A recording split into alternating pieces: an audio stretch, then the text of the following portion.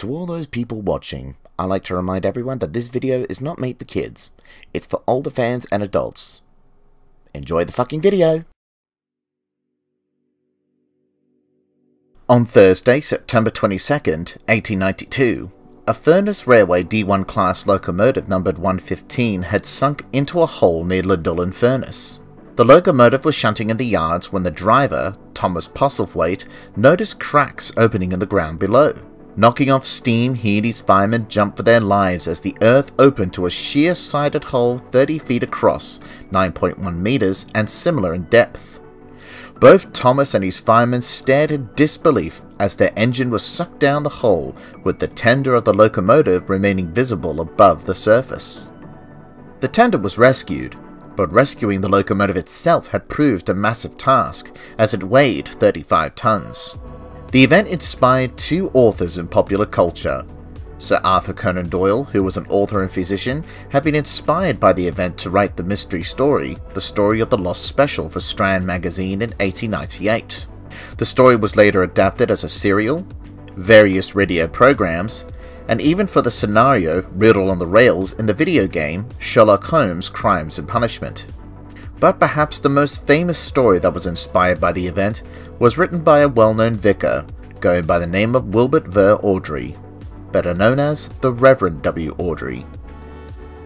On June 19, 1953, many young children in post-war Britain were given the 8th volume of the ever-popular book series, the Railway series. This one focused on the character Gordon the Big Engine, hence the title. Gordon was already a familiar face by this point, as nearly a decade ago he was first introduced in the debut book of the series called The Three Railway Engines, which came out on May 12, 1945, along with two characters named Edward and Henry. One of the stories in Gordon's book was about a blue tank engine, going by the name Thomas, being rather rude towards Gordon, as in a previous story, Gordon had fallen into a dirty ditch, and the big blue engine was in disgrace. Later, after shunting his coaches into a siding, Thomas made his way to the lead mines to collect some trucks. However, the roofs could not hold the weight of engines, and a board had to be placed to warn the engine and their crew about not passing the point where the weak roof stood. Thomas always tried to go past it but had never succeeded, but he made a plan, and bumping the trucks fiercely, he jerked his driver off the footplate and went past the board. But he will soon realize his mistake, as the ground sunk and Thomas fell into the hole, although not as deep as his muse. In the end, Gordon had the last laugh and pulled Thomas out of the mine, and together the two engines formed an alliance. The story was titled Down the Mine, and 26 years after its publication, this story itself would start what would become a TV legacy.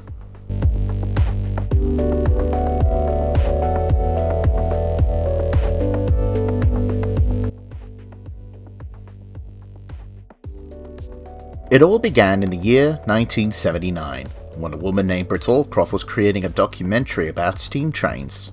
One of the people she interviewed was Reverend Awdry himself. While researching him for the documentary, she was intrigued by the books and wanted to bring the stories to life. This isn't the first time for the idea to transform the Railway series into a television show. During the year when Down the Mine had debuted in the Railway series, the BBC attempted to adapt the sad story of Henry to screen using Hornby 00 models at Lime Grove Studios in London.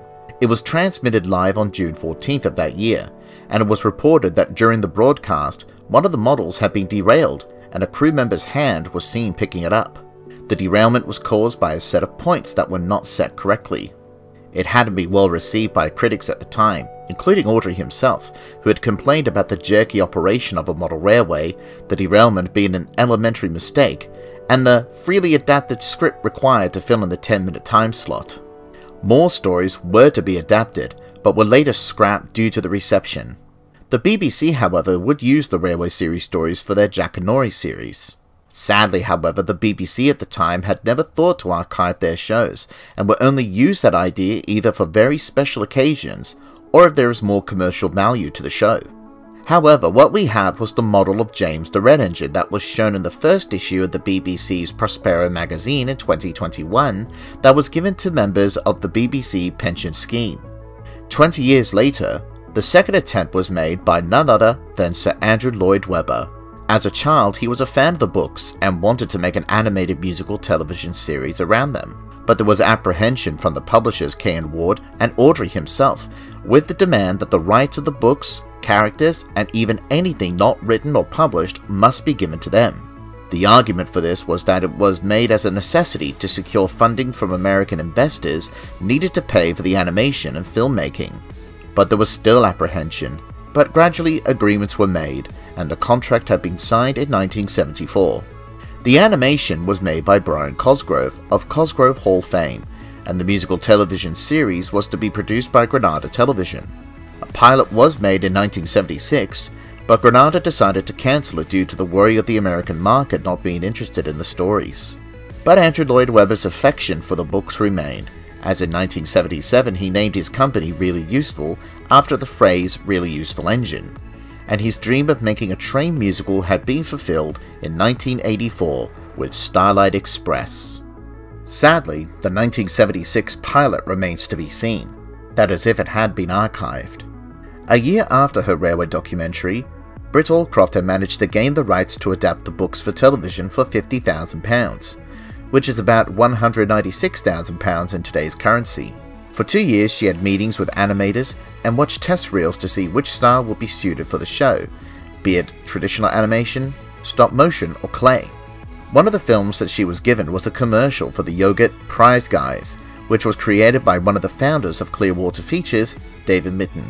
Another piece of the Thomas puzzle would have to be the storyteller, and after trying to find many, she stumbled on a voice on a chat show, which would become something iconic for the years to come. Ladies and gentlemen, Barbara Bach and Ringo Starr.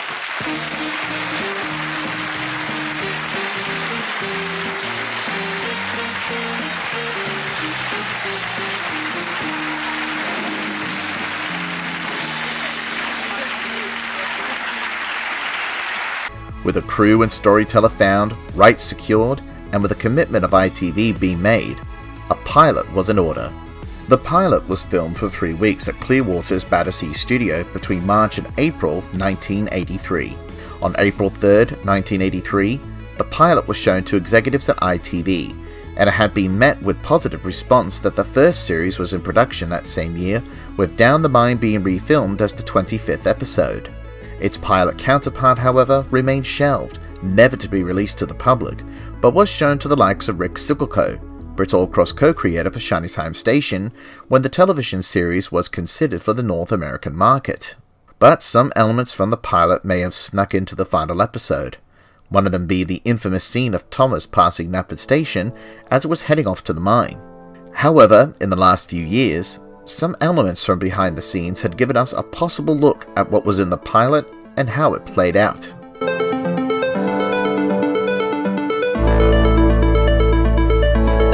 Here is what we know about the pilot that had been confirmed so far.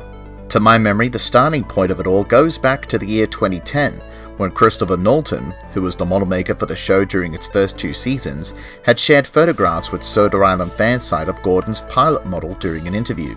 You can tell that this was an early design of Gordon due to the face mask, thicker driving wheels and traction rods, as well as the larger front running plate, which was most likely based on one of the original paintings by C. Reginald Dalby, the Railway series' first illustrator. Thomas and Gordon's pilot models were built by Martin Gill, who was the show's model maker. They had Perspex body shells, painted with glossy car paint, and lined with red automotive tape. The numbers were custom-made vinyl stickers, and their buffers, brake pipes, and Gordon's axle guard was made by 10mm, a UK model supplier that specialises in Gauge 1 models. They would provide kits to the show throughout its 5 seasons, whereas from the 6th to 12th season, the wagons would be all scratch-built. They would also provide track for the pilot as well, but the rails had rusted before production would start on the first series and would be replaced with Markland tracks instead. The chassis of the pilot models were all scratch-built, with the wheels being made of plastic. However, these models were never tested before filming and were poor performers during the production of the pilot. They had to be pulled by fishing wire due to their temperamental motors, their plastic bodies were warped by heat of the smoke generator based on a 12V car cigarette lighter and conventional studio smoke machine oil, and sometimes the smoke can be seen coming through the eye sockets, as seen in the infamous Knapford Station scene in the refilmed version of the story. In the infamous scene, Thomas's pilot model is missing a few features that will be later added in the series, such as his lamp irons, the red lining being missing on his wheel splasher, as well as the yellow lining on his cab sides and windows. What's missing from Gordon's pilot model was also a lamp and lamp irons, as well as his whistle. It's unknown if his tender had some missing details as well. When the pilot was finished, Gordon's model was later refurbished by Norton for production of the first season, with a new chassis from Markland's BR-78 model from Germany, which was proven more reliable than the scratch-built chassis it had during the filming of the pilot. A new smoke mechanism was also built for Gordon by model maker Tim Staffel. Fun fact, Staffel was once a member of the band Smile, which would later become Queen.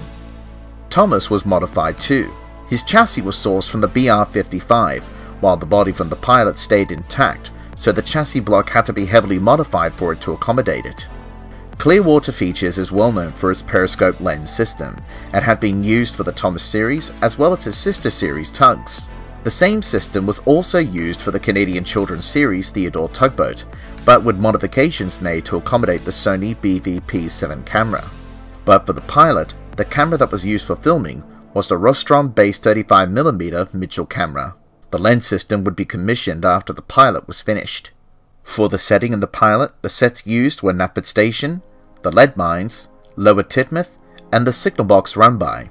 However, they were set up differently as they were simpler looking and flatly lit. Also, during the early pre-production of the pilot, David Mitton originally specified that Tomas should have more than 2 carriages, with Annie and Clarabelle being 2 of them, but this would later be revised to just Annie and Clarabelle. The idea of Tomas with more carriages can be seen in some concept art by Robert Gould Galliers, the show's art director. A script and shooting script was released publicly on Twitter by Olstead Estate in December 2022, showcasing how the pilot had been shot with special effects, sound effects, and a list of what was needed for the pilot. That's all been so far confirmed for the pilot, and so now let's take a look at some of the speculation.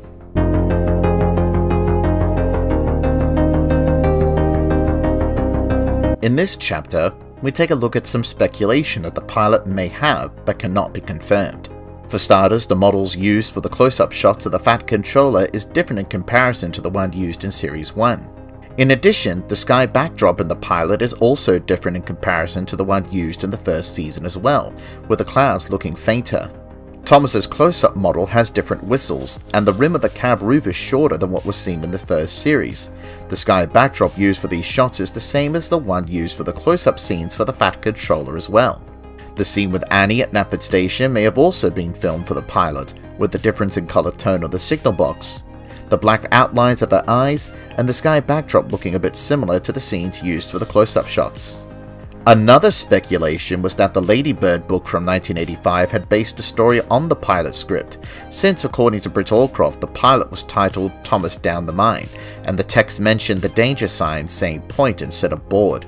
I will say I'm a bit dubious about the title, as the scripts that had been online back in 2022 had named it after its Railway series counterpart, but the idea of the script being used is a possibility, what with the story saying point instead of board.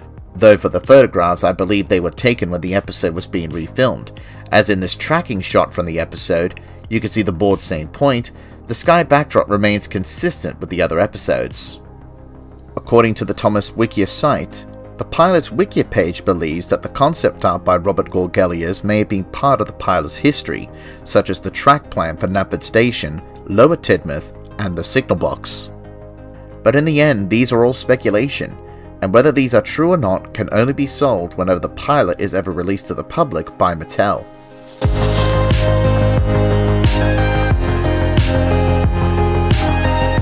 Lost media has always been an interesting topic in the realms of the internet, given how it always goes down as myth and legend with everyone being desperate to see if it's true or not.